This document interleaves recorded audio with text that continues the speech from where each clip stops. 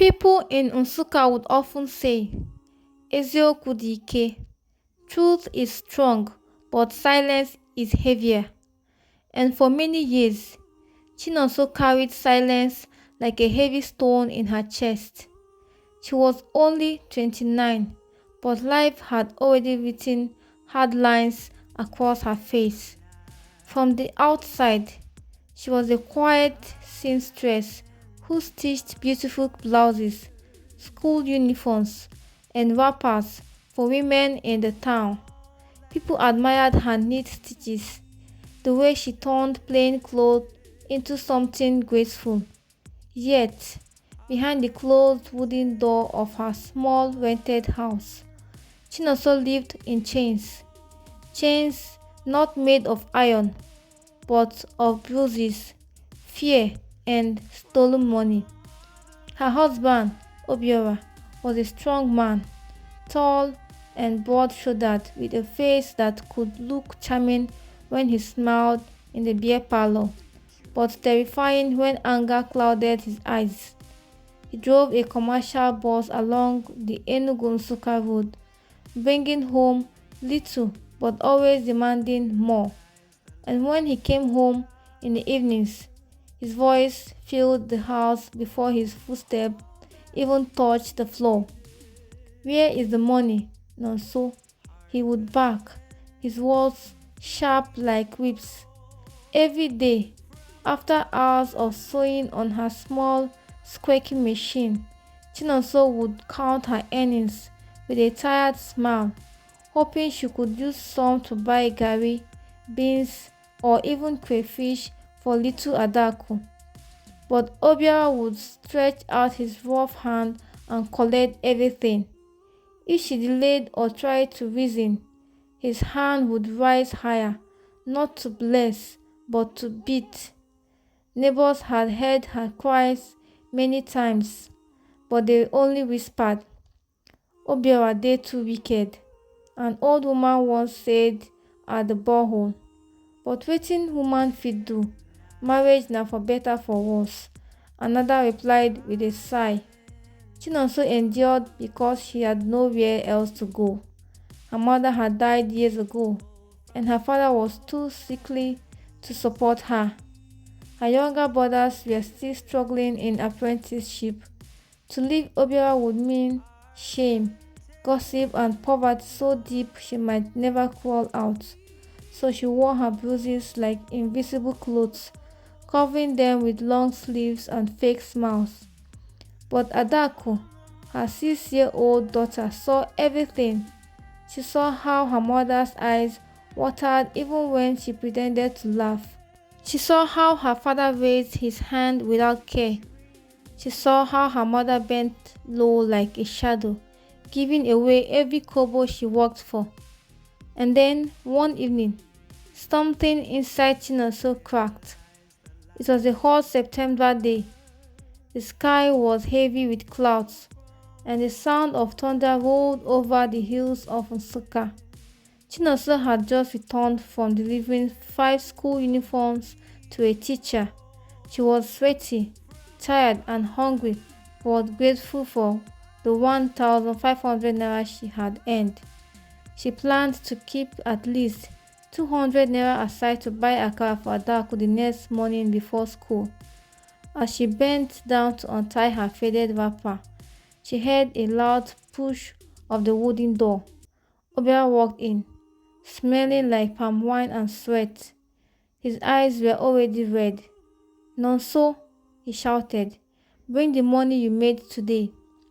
Her heart skipped, but she gathered the notes with shaking hands. She placed them in his palm, keeping the 200 aside in the pocket of her blouse. Maybe he wouldn't notice, but Obiora's eyes were sharp. He saw the way her blouse bulged slightly. "What is that?" he asked, stepping closer. Nothing," she stammered, stepping back. Before she could breathe, his hands were on her blouse, pulling out the notes. He slapped her hard across the face. "You dare hide money from me, you this useless woman."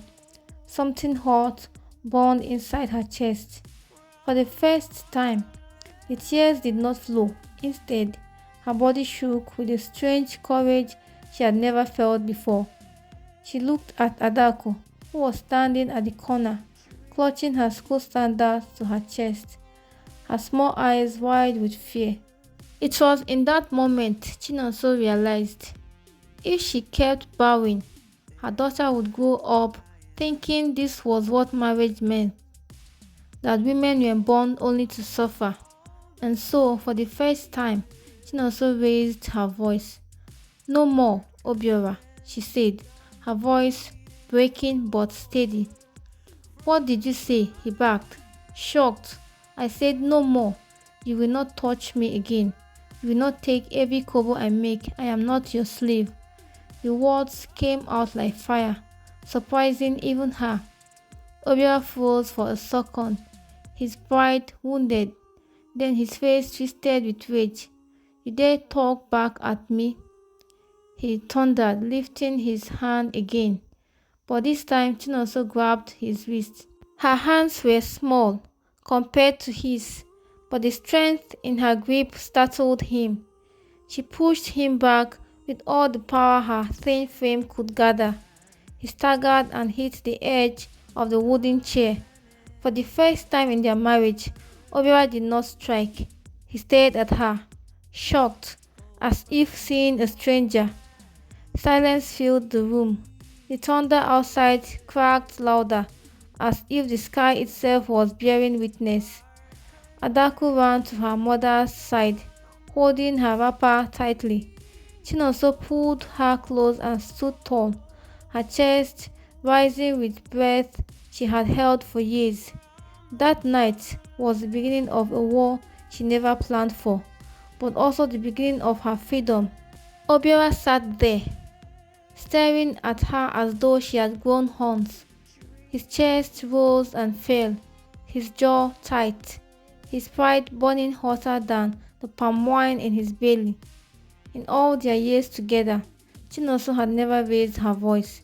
She had never pushed him, never dared to stop his hand. But tonight was different. "You will regret this, Nonso," he spat, his voice low, dangerous. A woman that raises hand against her husband has signed her own death. Chinonso's hands trembled, but she did not step back. Adaku's little fingers tightened around her wrapper. For once, Chinonso refused to cower. "I would rather die on my feet than live on my knees," she whispered, though her throat was dry. Obiora hissed, stormed out, and banged the wooden door so hard the rusty nails shook loose. That night, sleep refused to come. Chinonso sat awake, her daughter's head resting on her lap. The darkness was heavy, broken only by the buzzing of mosquitoes and the sound of Obiora's footsteps pacing us outside. Every few minutes, her heart pounded, expecting the doors to fly open and his feet to descend. But the hours passed, and morning came. When the sun rose, the gossip began. Nsuka was a small town, nothing stayed hidden. By the time Chinonso stepped out with Adaku to fetch water, the women at the borehole were already whispering. "I hear Nonso fight her husband yesterday night too," one said, her voice dripping with both shock and admiration. "Fight? Eh? Wonder shall never end. Which woman they born wey fit stand Obiora?" Another replied. "But maybe it is good.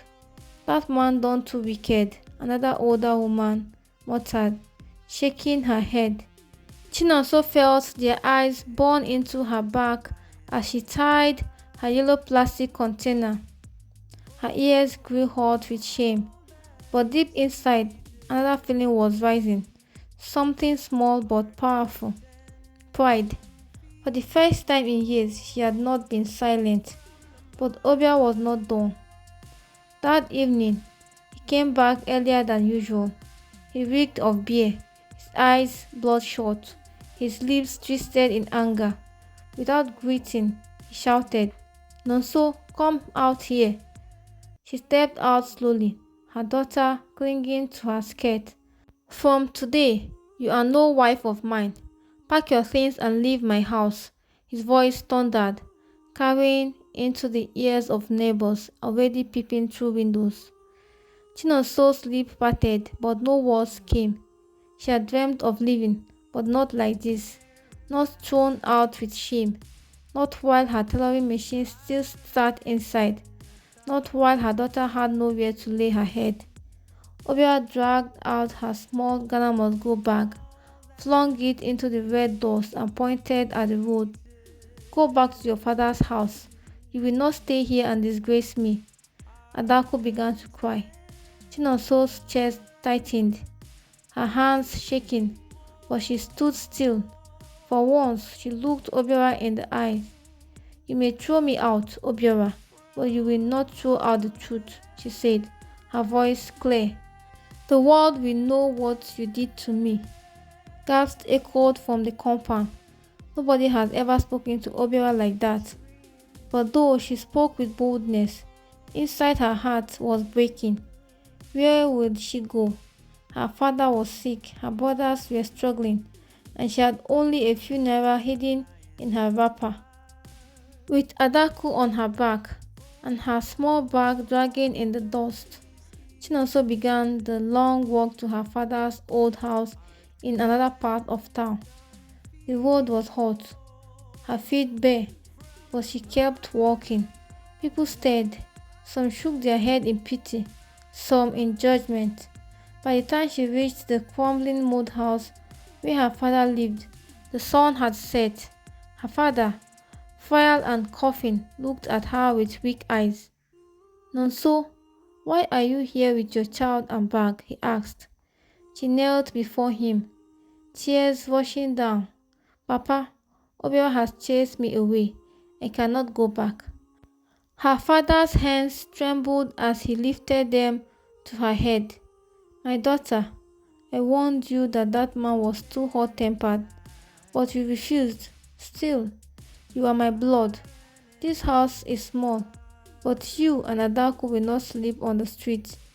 That night they lay on a thin mat in her father's tiny room. Mosquitoes buzzed. The air was heavy, and Adaku cried herself to sleep. She also stared at the ceiling, her heart torn between fear and relief. She was free from Obiora's fists, but she was trapped in poverty deeper than she had ever known. The following days were not easy. With her sewing machine still locked in Obiora's house, she also had no tool for her work. She tried to borrow from neighbors, but many refused. Some pitied her, others avoided her, afraid of Obiora's temper. Food became scarce. Some nights, she and Adaku went to bed on only water and salt. Her father's cough grew worse, and medicine was beyond their reach. Yet she also refused to bow. She began taking up small chores, washing clothes for people, helping at the market to sell vegetables, and even sweeping in front of shops for a few naira. Slowly, she saved coins in a tin she hid under her mat. But Obiora's shadow did not leave her. He spread lies in the community, telling people that she was disrespectful, that she was a disgrace who could not stay in her husband's house. Some believed him, some didn't. Still, the whispers followed her wherever she went.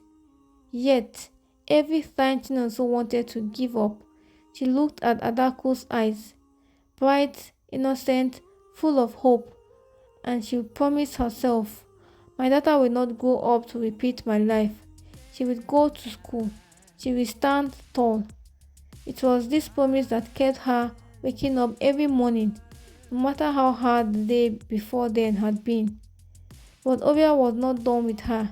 He was a man whose pride had been wounded, and in a town like Ozuka, where reputation was everything, he could not allow people to believe his wife had stood against him. One night he came again. The night was quiet, too quiet. The crickets chirped, and the moon poured pale light over the old mud house where Chinonso slept with her daughter. Suddenly, the sound of heavy footsteps broke the silence. Then a loud bang on the wooden door. Nonso, come out here this instant. It was Obiora. His voice was like thunder. Chinonso's heart jumped, but she quickly pulled Adaku close to her chest. Her father stared from his mat, coughing weakly. "Who is that at this hour?" he asked in a tired voice. Before Chinonso could reply, Obiora kicked the door open. He stumbled in, reeking of alcohol, his eyes blazing with anger. "So you think you can disgrace me in front of everybody, eh?" he shouted. "You leave my house and now you go about painting me as a monster. Tonight, I will show you who is the man." He longed towards her, but something unexpected happened. From the small corridor, neighbors rushed in. They had been watching him walk into the compound. The cries and gossip had already reached far. People were tired of Obiora's violence. "Obiora, leave this woman alone," shouted one of the men. "Yes, you have beaten her enough. We will not watch you kill her," another woman yelled. Obiora froze, shocked that people were now standing against him. All his life, the community had been silent, but today they formed a wall between him and Chinonso. "Touch her again, and you will answer to the police," an elder warned, pointing a finger at him. For a moment, Obiora puffed his chest, but when he saw the crowd growing, his pride crumbled. He spat on the floor, cursed loudly, and stormed off into the night. That was the last time Obiora ever raised a hand against her. Life did not suddenly become easy for Chinonso, but the chains were broken. With the support of a few kind neighbors, she was able to get back her sewing machine. One of the women from the borehole, Mama Ifoma, gave her a small corner in her shop to work. Slowly, her customers returned, and with every stitch, she built back her life. At first, people whispered. They said she was a failed wife, a stubborn woman who could not stay in her husband's house. But as weeks turned to months, the whispers changed. They began to see her strength, her courage. Women brought their daughters to her shop, not just for sewing, but to listen to her story. "You stood up, Nonso," they would say in hushed voices. "You did what many of us could not." And her little daughter, Adako, watched it all. She saw her mother no longer bend under fists and insults. She saw her walk late into the night, her hands tired but her spirit unbroken. She saw her pay for her school fees with her own sweat, smiling proudly on the day she wore her neat uniform. One evening, as Chinonso sat outside her small shop, her daughter hugged her tightly and said, "Mama, when I grow up, I want to be strong like you." Tears filled Chinonso's eyes. For years, she thought she was weak, trapped, worthless. But now, looking into her daughter's eyes, she knew the truth. She was stronger than she had ever believed. Months later, words reached her that Obiora had lost his job. His drinking had worsened, and he was now known in Nsukka as a man who destroyed his own home. No woman wanted to go near him. He came once, begging her to return, promising to change. Chinonso looked at him quietly, then shook her head. "Obiora, I forgive you, but I will never go back to the cage you built for me. I choose freedom. I choose peace. I choose my daughter." And with those words, she turned and walked away. Years later, Chinonso's shop had grown into a proper tailoring business. Young girls gave them hope and reminded them that silence was not the price of marriage. Her father lived long enough to see her stand tall, and her daughter grew with confidence, her eyes full of light. The people of Nsukka no longer whispered her name in shame. They spoke it with respect. "Do you know Chinonso?" they would say. "She is the woman who stood up when others could not." And every night, As she closed her shop and counted her earnings, Chinonso whispered to herself, I was once broken, but now I am free.